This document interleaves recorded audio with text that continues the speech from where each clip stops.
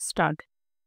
समाजातील दुर्बल घटकांनी निस्वार्थी भूमिकेत व संयुक्तपणे व्यवहार करून स्वतःच्या आर्थिक उन्नतीसाठी स्वेच्छेने आणि समानतेच्या भावनेने सहकारी संस्थांची स्थापना झालेली असून संस्था ही लोकशाही, बंधुभाव, शांतता आणि परस्परांची प्रगती या तत्वावर आधारलेली एक आदर्श समाजव्यवस्था असते.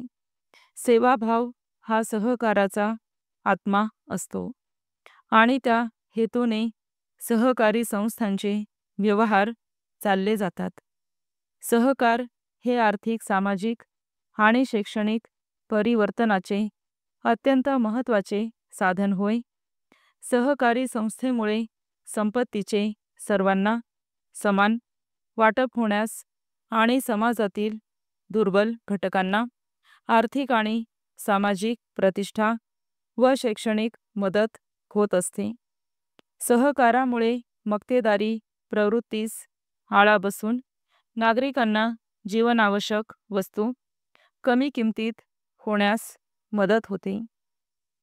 सहकारात विविध धर्म, जात, ग्रंथ आणि भिन्न भिन्न विचारसरणीचे लोक एकत्र येत असतात की ज्यामुळे विचारांची देवाणघेवाण होऊन स्वतःच्या व समाजाच्या आर्थिक प्रगतीसाठी परस्पर सहकार्याची भावना निर्माण होते. समाजातील गरीब श्रीमंत यांच्यातील आर्थिक विषमतेची दरी कमी करण्याचे कार्य सहकारी संस्था करीत असतात. सहकारामुळे शेती, उद्योग, व्यापार, लघुउद्योग इत्यादी क्षेत्रांचा विकास होण्यास मदत होते. आधुनिक काळात समाजवादी समाजरचना आणि लोककल्याणकारी राज्याच्या निर्मितीच्या हेतूने सहकाराचा वापर केला जातो. परिच्छेद. सहकारी संस्थांमुळे समाजातील आर्थिक दृष्टिकोनातून दुर्बल घटकातील मुलामुलींना उच्च शिक्षणासाठी आर्थिक मदत मिळत असल्यामुळे त्यांची शैक्षणिक प्रगती होण्यास अत्यंत मोलाची मदत होते. सहकारी संस्थेच्या सभासदांची संख्या बरीच मोठी असते. सहकारी संस्थेचा दररोजचा कारभार पाहण्यासाठी सभासद आपले प्रतिनिधी व्यवस्थापक समितीवर निवडून देतात. व्यवस्थापक समितीला कार्यकारी मंडळ किंवा संचालक मंडळ यांच्या सहकार्याने कारभार करावा लागतो.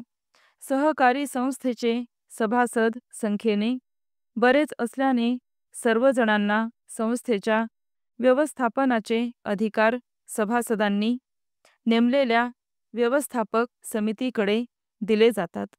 व्यवस्थापक समितीस सहकारी संस्थेच्या नित्याचे व्यवस्थापन पाहण्याचे अधिकार मिळतात.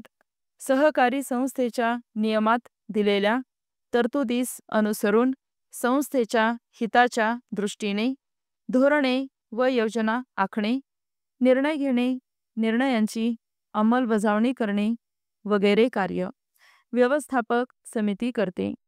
व्यवस्थापक समितीला त्याच्या कार्यास मदत करण्यासाठी व्यवस्थापक, व्यवस्था संचालक आणि इतर अधिकाऱ्यांना व्यवस्थापक समितीने दिलेल्या आदेशानुसार कार्य करावे लागते. स्टॉप.